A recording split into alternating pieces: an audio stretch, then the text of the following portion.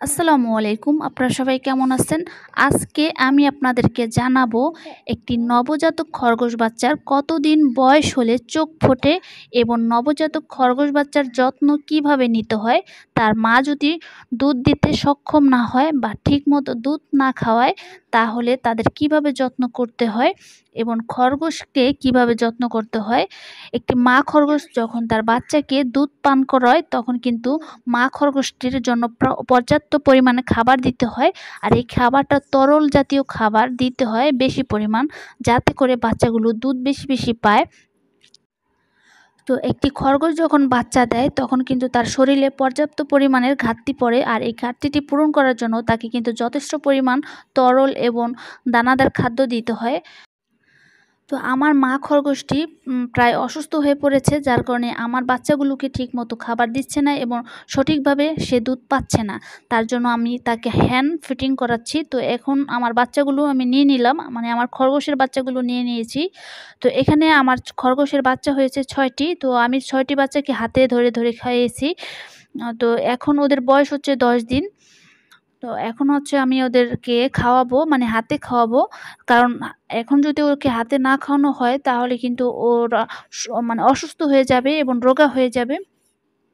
তো তার জন্য আমি ঘরোয়াভাবে যে গাভীর দুধ আছে, এই গাভীর দুধটা যেহেতু একটু ঘন হয়, তো তার জন্য একটু মানে জাল করে নিয়েছি। ২ বার ফুটিয়ে নিয়েছি, এরপর একটু পানি মিশিয়েছি, পাতলা করে নিয়েছি। হালকা একটু চিনি দিয়েছি, চিনিটা না দিলেও ভালো, গুড় দিবেন হালকা, হালকা একটু মিষ্টি হবে। এরপরে হচ্ছে আমি এখানে ২ টা শিরিষ নিয়েছি, আর এটা একটা হচ্ছে চিকন আর একটু মোটা।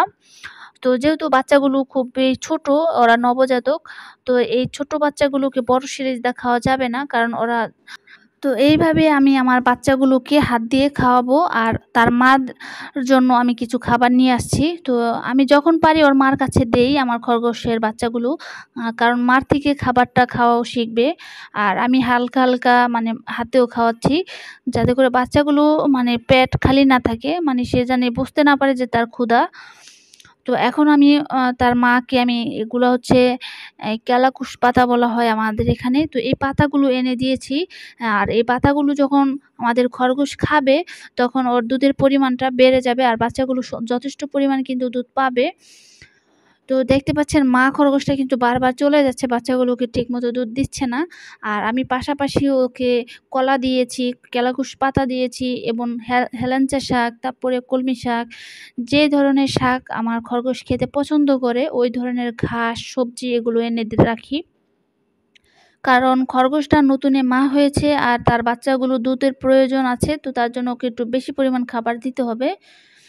তো এইভাবে মূলত খরগোশকে যত্ন করতে হয়। আর খরগোশের বাচ্চাকে যদি মা একেবারেই না খাওয়ায় তাহলে কিন্তু আপনার হাতে ৩ বেলা খাওয়াতে হবে, সকালে, দুপুরে, রাত্রে। আর আমি মূলত আমার খরগোশের বাচ্চাগুলো সকালবেলা আর রাতের বেলা ২ বেলা খাওয়াই। যেহেতু ওর মা হালকা পাতলা খাওয়াচ্ছে, তার জন্য আমি ২ বেলা দেই। আর ওর মার কাছে বেশিরভাগ দেওয়ার চেষ্টা করি। আর মা যখন খাওয়ায় এর পরবর্তীতে আমি অতিরিক্ত হিসাবে একটু খাওয়াই। আর হচ্ছে আমাদের খরগোশের বাচ্চাগুলো মানে চোখ ফুটেছে হচ্ছে ৯ দিনের দিন।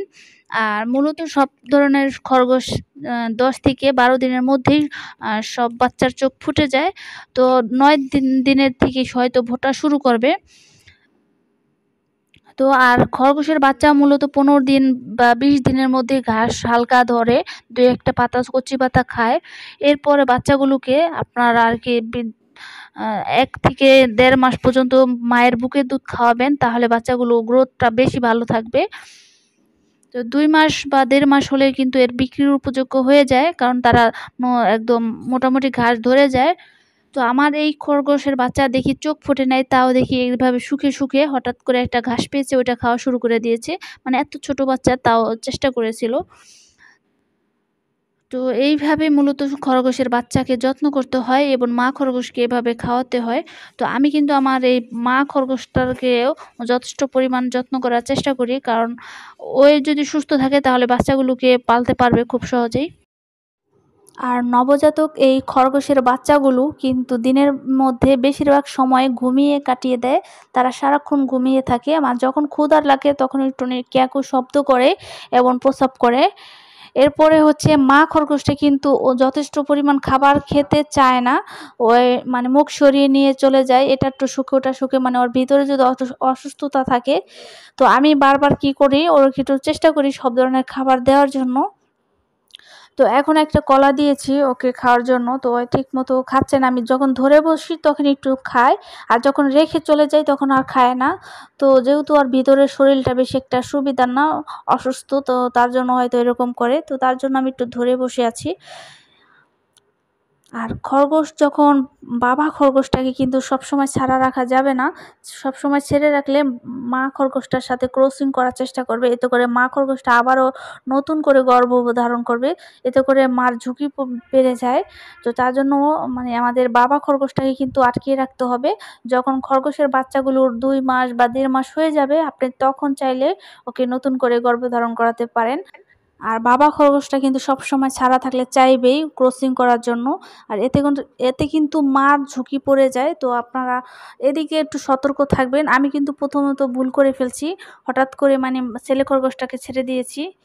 তো আজকের ভিডিও ছিল এই পর্যন্তই। আপনারা সবাই ভালো থাকবেন, সুস্থ থাকবেন। আসসালামু আলাইকুম।